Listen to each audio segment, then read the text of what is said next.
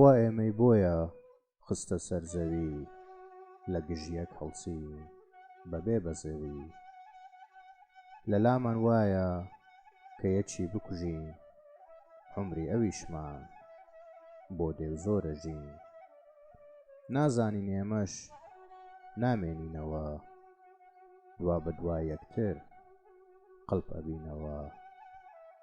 ئەوەندەی هەیە ئەوەی کوژراوە، بۆ ئەو دنیا ئەو خوا پێداوە.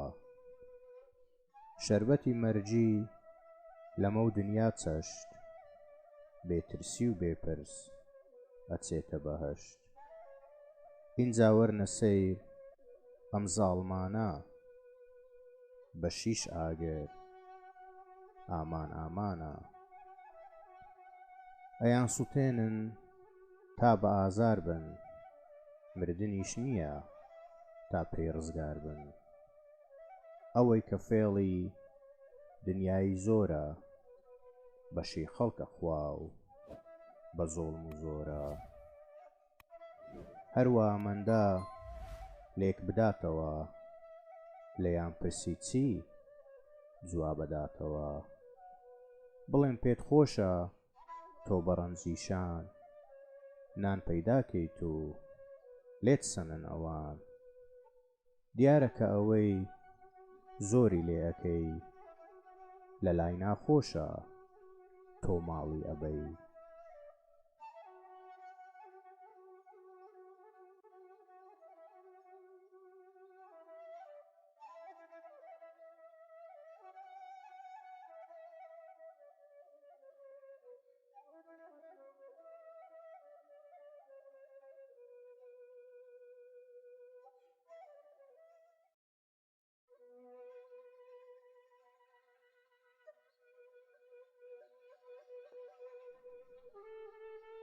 ناوێرین بڵێین پەندی پێشینان، لە ترسا ئەڵێین چیرۆکەی ژنان. خاتوو زەمهەریر شینی چلەی کرد، ئەویش لە پاش ئەو زوو تەشریفی برد. ئینجا کەوتینە بورجی پیرەژن، مەکری پیرەژن ڕێوی کردەکۆن. بەفر و هەڵەکۆ بەبای نهێنی، لە لای چەرخی پیر کەوتنە خوازبێنی. کەچی بەفرەکە زوو توایەوە، شای ئەو جووتەش هەروە مایەوە. هەرچەند لە تاسەی دووری نەورۆزە، بە گڕی بێگڕ دڵ هەڵپڕووزە. بەڵام قەید ناکە خۆ هەر بارانە، نیسان سەیرانی گردی یارانە. خواسان داوری ئەوە هاتەوە، خومی جوولەکەش شێواوەتەوە. هەردووچیان ئێستا برەویان کەمە، وەک نەورۆزێکە کەوت بێتە شەمە. پێش نیسان هێندە درۆکراوە، هەمانە تڕی وایتیان نەماوە. سێ شەش دوولاقی قورسی شکاوە، شەشەکەی تری بۆ خۆشی ماوە. کنگڕی دەشت و شاخ پێگەییوە، دنیا بۆ ئێمە ماستی مەییوە.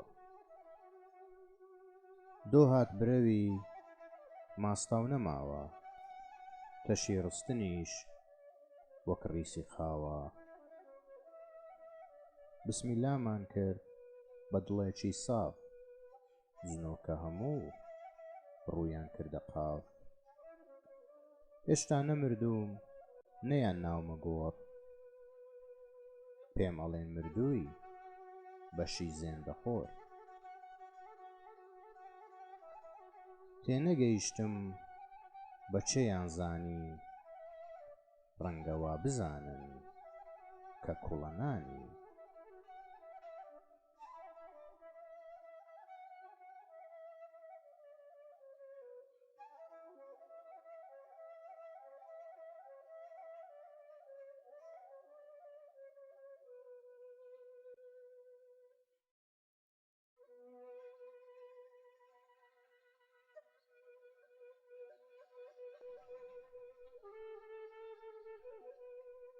خۆزگە ئەمزانی ئەم ڕەشەبایە کە هاوینان دێک بۆ چووە گەرمایە کەچی زستانان کە ئەڵڕفێنێ هێن بە تەوژمە گا ئەفڕێنێ های شەماڵ خۆت و شەماڵت بژی فێنچی دڵە شنت بە هاوی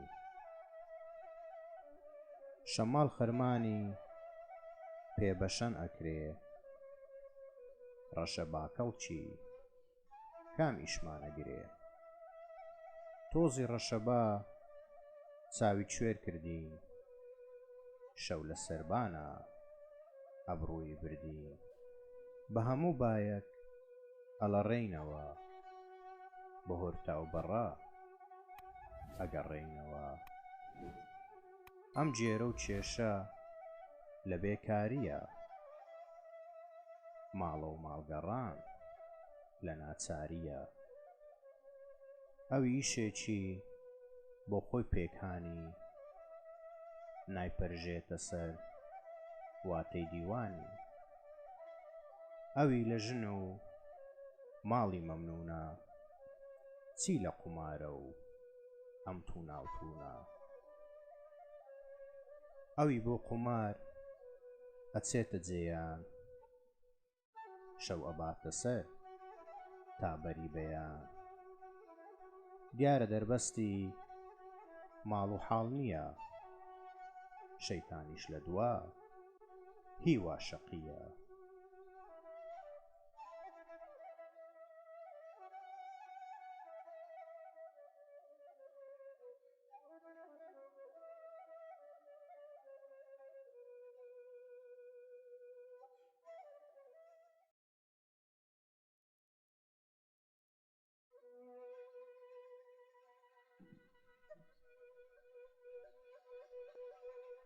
خۆزگە پێستێکی ئەستورم ئەبوو لە ئەستورەکەم ئەخستە سەر ڕوو کە بە هیچ تەریق نەبوومایەوە ئەکەوتمە کایەی ئەم دنیایەوە پێکەوە دنیا و دینارم ئەبوو بە دەوڵەمەندی ناوم دەرەچوو کە دەوڵەمەند بم کەسیشم نەوێ خەڵک لە خۆیەوە شوێنم ئەکەوێ لە هەموو شوێنێک نەوەک لەم شارە دینار بە مەعنا دنیا و دین ئارە شای شاعیرانمان وەک موو دەقیقە هێندە غەدری دی بە سیل و دیقە هەندێ ناموسیان ئەوێ بەلاتی هەڵالخۆریە و کەم دەسەڵاتی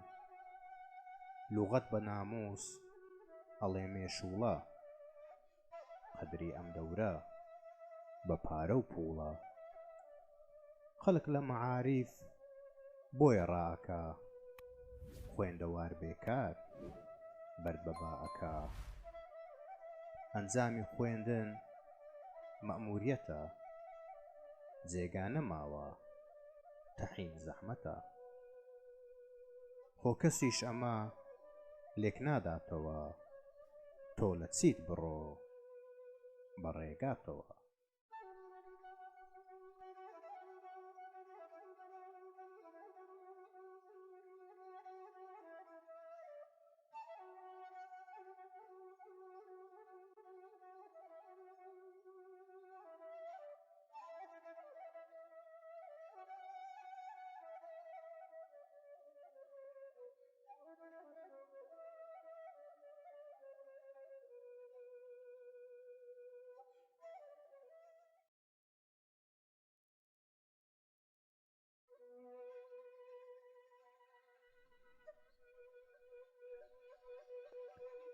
مایەی سروشتی کچ هەر بۆ شووە نێرومێ یەک کەوت ئاگر و پووشووە لە ئادەمەوە هەروەها هاتووە گیان لەبەر بەجووت پێڕاهاتووە ئەمەی کچ و کوڕ یەکیان خۆشەوێ سڕێکی خوایی تیا دەردەکەوێ ئەم جووتکردنە بۆ نەتەوەیە نەتەوەش بۆ باوک بە ئەرکووەیە، خوا شەفەقەتی نەدایە بە پیاو، بە مەرکە ئەولاد چۆن ئەهاتە ناو. هەرچەند کەس ڕۆڵەی بەکاری نییە، ئازاری هەیە بێزاری نییە.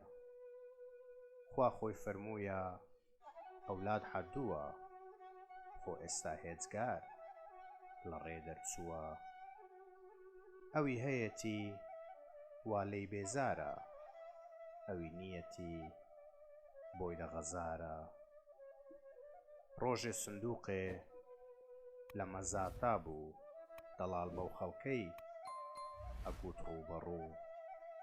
هەرچی بیکڕێوە پەشیمانە، ئەویش نەیکڕێ خەفەتی گیانە. لەم محومایە مەبەست ئەولادە، باوکی ئەم حەسرە ڕەنجی بەبادە.